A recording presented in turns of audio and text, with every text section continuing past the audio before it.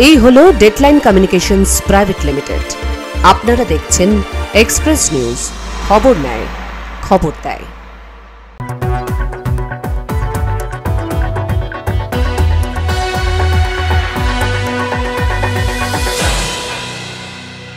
Express news brought to you by Godavari commodities limited. নমস্কার, সুপ্রভাত। Express নিউজে আপনাদের স্বাগত। আমি রয়েছি আপনাদের সঙ্গে সুকন্যা। শুরু করছি এক্সপ্রেস নিউজ।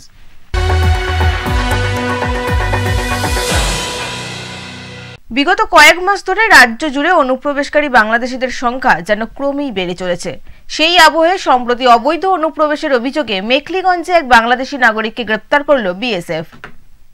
বিএসএফের বড় সড় সাফল্য। মেখলিগঞ্জের বাগডোগরা ফুলকাটাবাড়ি অর্জুন সীমা চৌকিতে টহল দেওয়ার সময় আটক বাংলাদেশি অনুপ্রবেশকারী। শুধু তাই নয়, অবৈধভাবে ভারতে এসে মাদ্রাসায় শিক্ষকের চাকরি করার পাশাপাশি 4 বছর ধরে মিলছে ইমাম ভাতা, এমনই তথ্য ফাঁস করল বিএসএফ। গত বৃহস্পতিবার বিএসএফ এর 6 নম্বর ব্যাটালিয়ন তাকে গ্রেপ্তার করে। জানা গিয়েছে ধৃতের নাম মোহাম্মদ সেলিম আনসারি। তার বাড়ি বাংলাদেশের কক্সবাজার জেলার টেকনাফ থানার অন্তর্গত এলাকায়। বিএসএফ সূত্রে খবর, পরিবারের সঙ্গে দেখা করতেই দালালের মাধ্যমে মোটা টাকা দিয়ে সীমান্ত পার হওয়ার চেষ্টা করছিল মোহাম্মদ সেলিম আনসারি।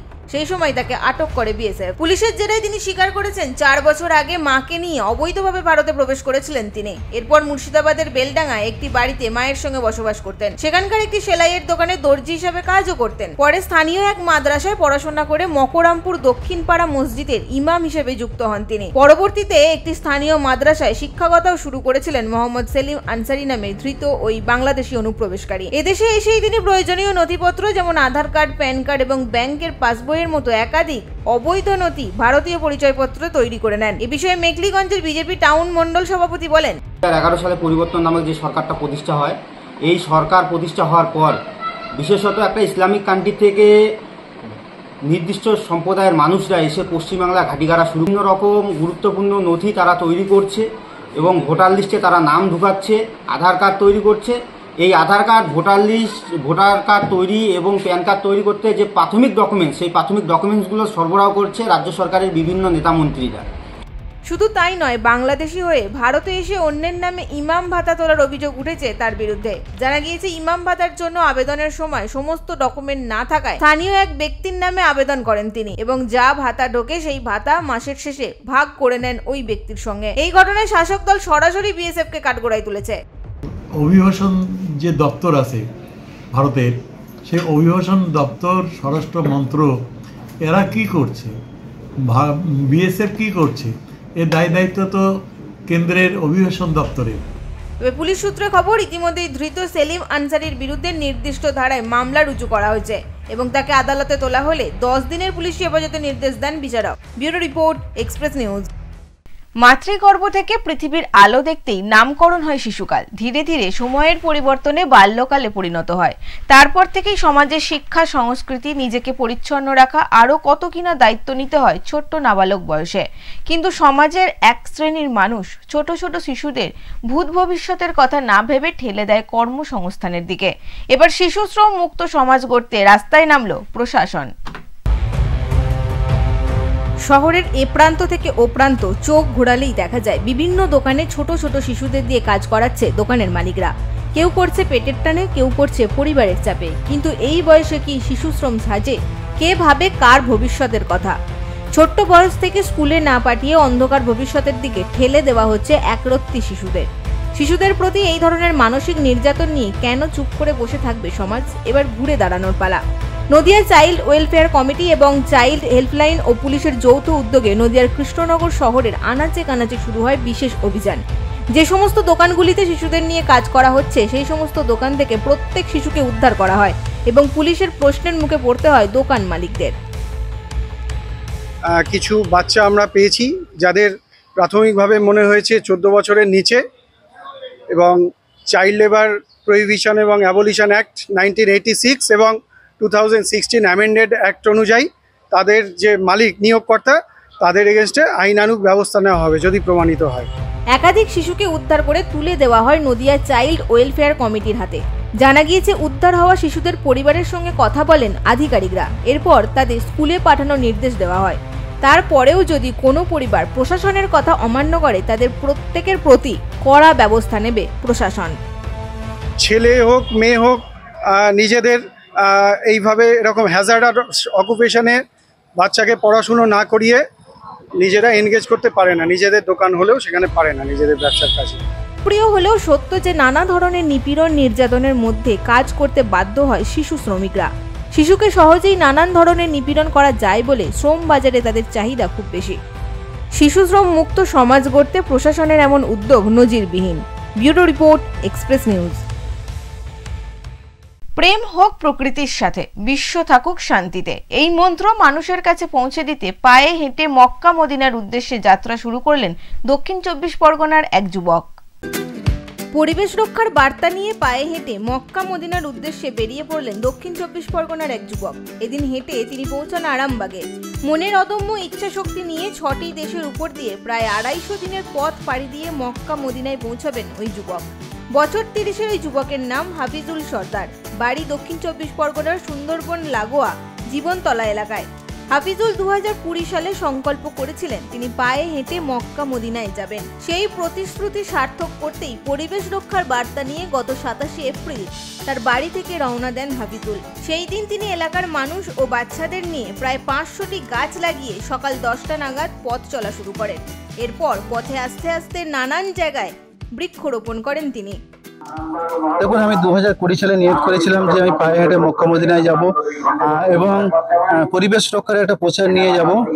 যেভাবে পরিবেশ নষ্ট হচ্ছে, পৃথিবী ভারসাম্য হারিয়ে ফেলছে, তো পুনরায় পৃথিবীকে ফিরিয়ে আনার জন্যে এবং পরিবেশকে ফিরিয়ে আনার জন্য বৃক্ষরোপণ অতি অবশ্যই প্রয়োজন। তো ওই জন্য আমি পায়ে হেঁটে বৃক্ষরোপণ করতে করতে চলেছি।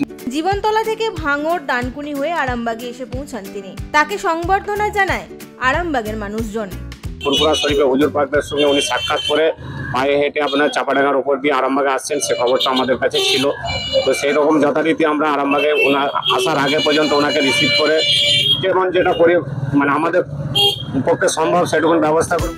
এরপর বাঁকুড়া, ঝাড়খণ্ড, পাঞ্জাব হয়ে পাকিস্তান, ইরান, ইরাক হয়ে মক্কা মদিনায় পৌঁছাবেন তিনি।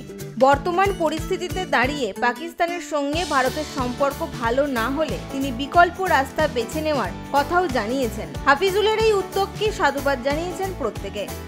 আরামবাগ থেকে পিন্টু লাগার রিপোর্ট, এক্সপ্রেস নিউজ। এক্সপ্রেস নিউজের সময় এখন একটা ছোট্ট বিজ্ঞাপন বিরতির। ফিরে আসছি বিরতির পর। Best compliments. Godabari Commodities Limited. Coal mining, coal trading, coal imports, coal logistics. Godabari Commodities Limited have been in the business of coal trading since last 2 decades. Godabari Commodities Limited, address 18 NS Road, 2nd floor, Kolkata, 700001, West Bengal.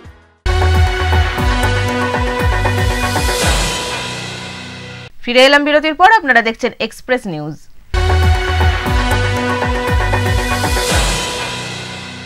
Kolkata সহ দক্ষিণবঙ্গে 3 থেকে 5 degree পর্যন্ত বাড়তে পারে তাপমাত্রা, এমনটাই জানিয়েছে আলিপুর আবহাওয়া দফতর।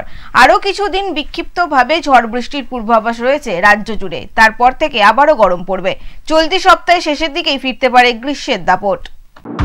গরমের তীব্রতা যেন আর কাটছেই না। তীব্র গরমে অতিষ্ঠ জনজীবন। নেই বাতাস, নেই বৃষ্টি। ঘরের বৈদ্যুতিক পাখার বাতাসও যেন গরম হাওয়া। সকাল 10টার পর বাড়ির বাইরের অবস্থা ভয়াবহ। ঘরের বাইরে বেরোলেই সূর্যের প্রখর তাপে নাভিশ্বাস উঠছে সাধারণ মানুষের। জেলায় জেলায় ক্রমশ বাড়ছে তাপমাত্রা। পশ্চিম মেদিনীপুরেও তীব্র গরমের প্রভাব পড়েছে। পশ্চিম মেদিনীপুর জেলায় দিনের তাপমাত্রা 42.3 ডিগ্রি সেলসিয়াসে পৌঁছেছে, যা স্বাভাবিকের থেকে প্রায় 6 ডিগ্রি সেলসিয়াস বেশি। প্রচন্ড ঘাম দিচ্ছে, অস্বস্তিকর আবহাওয়া। আর সেটা গরম থেকে বাঁচতে জল খেতে হবে পর্যাপ্ত পরিমাণে, আর যতটা পরিমাণ ছায়াতে থাকতে পারবে শরীরের পক্ষে উপযোগী। মশারি গরমের জন্য রাস্তাঘাটের লোকজন বেরোচ্ছে না, আমাদের তো ব্যবসাপাতি চলছে না, নেহাত আমাদের উপায় কিছু নেই, রুজি রোজগারের ব্যাপার, যার জন্য আমাদের দোকান খুলে থাকতে বাধ্য হচ্ছে। হোক না হোক আমাদের তো দোকানে খুলে থাকতেই হবে, বসে থাকতেই হবে, উদ্ধার কিছু নেই। পশ্চিম মেদিনীপুর সহ দক্ষিণবঙ্গের বেশ কিছু জেলায় তাপপ্রবাহের কমলা সতর্কতা জারি করা হয়েছে আবহাওয়া দপ্তরের তরফ থেকে। এই পরিস্থিতিতে সাধারণ মানুষের জীবনযাত্রা ব্যাহত হচ্ছে। গরমের কারণে হাঁসফাঁস অবস্থা তৈরি হয়েছে পরিবেশে। আর্দ্রতাজনিত অস্বস্তিকরও বৃদ্ধি পেয়েছে। আবহাওয়া অফিসের পূর্বাভাস অনুযায়ী আগামী কয়েকদিন দক্ষিণবঙ্গের তাপমাত্রা 3 থেকে 5 ডিগ্রি পর্যন্ত বাড়তে পারে। পশ্চিম মেদিনীপুর থেকে Alok Santra report, express news. একটি মাত্র নদী শহরের সঙ্গে গ্রামকে বিচ্ছিন্ন করার কারণে প্রাণের ঝুঁকি নিয়ে নদী পারাপার করছেন গ্রামবাসীরা। কান্দি শহরের সীমানা নির্ধারণ করেছে কানা ময়ূরাক্ষী নদী, যার ফলেই ভোগান্তি গ্রামবাসীদের। মুর্শিদাবাদের একটি গুরুত্বপূর্ণ মহকুমা শহর হলো কান্দি। এই শহরকে ঘিরেই আশেপাশের বিভিন্ন গ্রামের মানুষের রুজি রুটি নির্ভর করে। কান্দি শহরের সীমানা নির্ধারণ করেছে কানা ময়ূরাক্ষী নদী, যার ফলে শহরের সঙ্গে পাশের গ্রামের যোগাযোগ একেবারেই বিচ্ছিন্ন প্রাকৃতিক নিয়মে।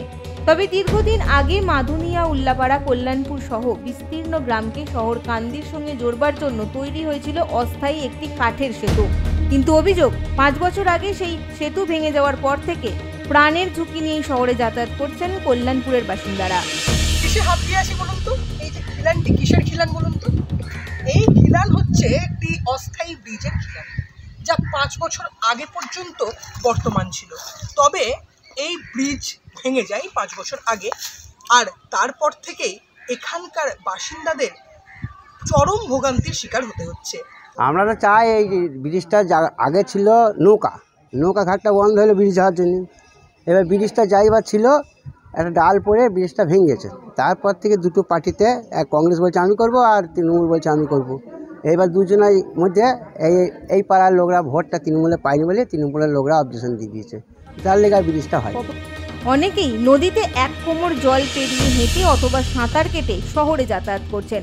মহিলা থেকে শুরু করে বৃদ্ধ সকলে ব্রিজ না থাকার জন্য ভোগান্তির শিকার হচ্ছেন।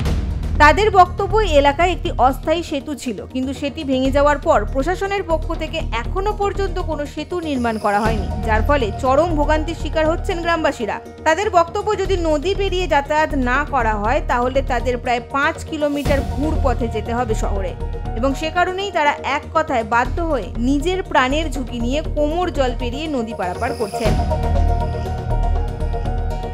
আমরা তারপরে বানের সময় বাস স্ট্যান্ড ঘুরতে হয়, ওইদিকে উল্লাপাড়া ঘুরতে হয়, বাইপাস ঘুরতে হয়। এখন যাবেন কিভাবে? এখন এই তো জল পেরিয়ে যাওয়া আসা করি, 1 বুক 1 ফুটে জল, 1 কোমর জল। কোথায় গেছিলেন এখন? এখন কাজে গিয়েছিলাম কান্দি।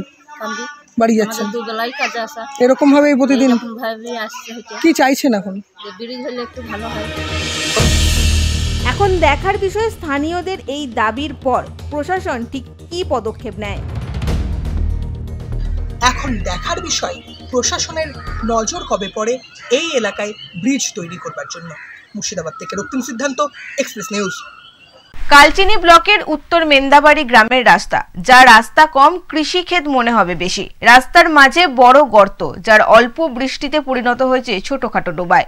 পাকা রাস্তার দাবিতে সরব রাভা জনজাতি। কথায় বলে আশায় বাঁচে চাষা। বক্সা ও জলদাপাড়া জাতীয় উদ্যানের মাঝে কালচিনি ব্লকের উত্তর মেন্দাবাড়ি গ্রামের অবস্থা ঠিক এই রকমই। মূলত রাভা সম্প্রদায়ের মানুষরা এই গ্রামে বসবাস করেন। এই গ্রাম থেকে 2 দিক দিয়ে শহরে যাওয়ার প্রায় 3 কিলোমিটার রাস্তা দীর্ঘদিন ধরে বেহাল। গ্রামবাসীদের অভিযোগ, এই রাস্তা কবে চলাফেরা করার যোগ্য ছিল তা বলা খুবই দুষ্কর। বেশিরভাগ সময় এই রাস্তা ভাঙাচোরা গর্তে ভরা থাকে। আসন্ন বর্ষা, তার আগেই মাঝারি বৃষ্টিতে রাস্তায় বড় বড় গর্তে জল জমা হয়ে তা চলাফেরার অযোগ্য হয়ে উঠেছে।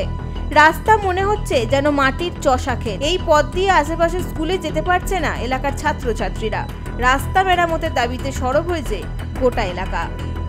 इस रास्ता के लिए मतलब हम बचपन से देखते आ रहे हैं कि ये रास्ता ऐसे ही है। कभी भी मतलब सरकार के ओर से कोई भी ऐसा रास्ता के लिए कोई पीस, कोई भी ऐसा ब्लॉक सिस्टम, कुछ भी अभी तक एक भी ऐसा सेक्शन हुआ नहीं देखा है। तो इसलिए हम लोग यही अनुरोध करना चाहते हैं कि प्रशासन से कि हमारे लिए ये रास्ता का कुछ प्रबंध कर दीजिए, ताकि बच्चों के लिए और गांव के लोगों के लिए एक अच्छा एक আমাদের রাস্তার প্রয়োজন, কারণ আমাদের সামনে স্কুলও আছে, আর এখন বর্ষাকাল আসতেছে। বর্ষাকালে আমাদের অনেক অসুবিধা হয়, কারণ আমাদের রাস্তা খারাপের জন্য যখন বাচ্চাদেরকে স্কুলে নিয়ে আসে তখন মাঝখানে রাস্তার মাঝখানে পুরো জল জমা হয়ে থাকে। তখন বাচ্চাদের স্কুলে আসার সময় ড্রেস পুরো নোংরা হয়ে যায়, আর যাওয়া আসা, বাজারে যাওয়া বা কোনো কারণে এদিক ওদিক যাওয়া আমাদের অনেক অসুবিধা হয়। ওই জন্য আমাদেরকে রাস্তাটা দিয়ে দিলে অনেক ভালো হয়। তবে আলিপুরদুয়ার জেলা পরিষদের সহকারী সভাধিপতি অবশ্য রাস্তা দ্রুত মেরামতের প্রতিশ্রুতি দিয়েছেন। বিভিন্ন আমাদের পঞ্চায়েত সমিতি, জেলা পরিষদ আমরা রাস্তাগুলি করছি। সেগুলি আপনারা বলছেন এক দুইটা কোথায় রাস্তা খারাপ আছে, নিশ্চয়ই হয়ে যাবে। আগামী দিন দায়িত্ব নিয়ে বলছি যে আগামী দিন রাস্তা করার জায়গা থাকবে না। দিদি সেই উদ্যোগটাই নিয়েছে। প্রশাসনের এই আশ্বাস কবে কার্যকারী হয় সেই দিকেই তাকিয়ে এলাকার মানুষ। আলিপুরদুয়ার থেকে সুমিত কার্জিও report, express news. Express news এখনকার মতো এই পর্যন্তই। চোখ রাখুন এক্সপ্রেস নিউজে। এক্সপ্রেস নিউজ, খবর নেয়, খবর দেয়।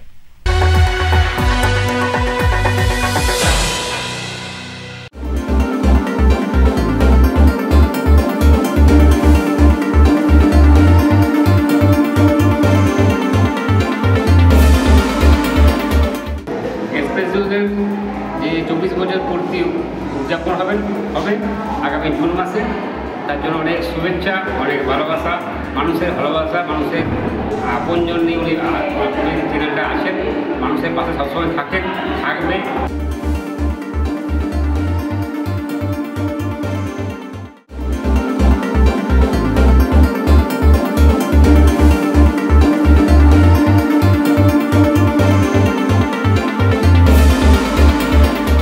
এক্সপ্রেস নিউজ 24 বছরে পদার্পণ করছে।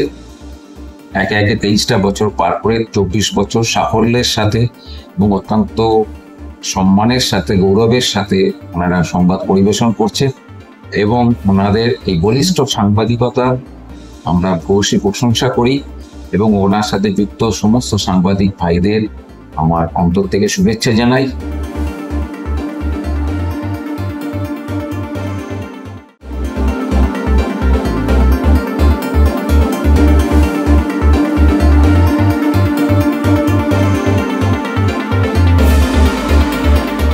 চব্বিশ বর্ষ পূর্তি উপলক্ষে এক্সপ্রেস নিউজকে আমার তরফ থেকে অনেক অনেক শুভেচ্ছা জানাই। আপনারা যেভাবে মানুষের গঠনমূলক জনমত তৈরি করার কাজে লেগে আছেন, সেই কাজ আপনাদের চলতে থাকুক। আর আপনাদেরকে আবার আমার তরফ থেকে শুভেচ্ছা জানাই।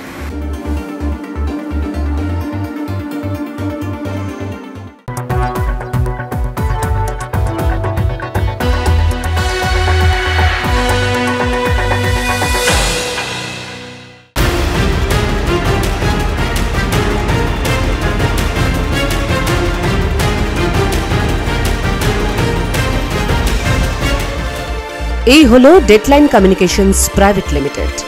আপনারা দেখছেন এক্সপ্রেস নিউজ, খবর নেয়, খবর দেয়।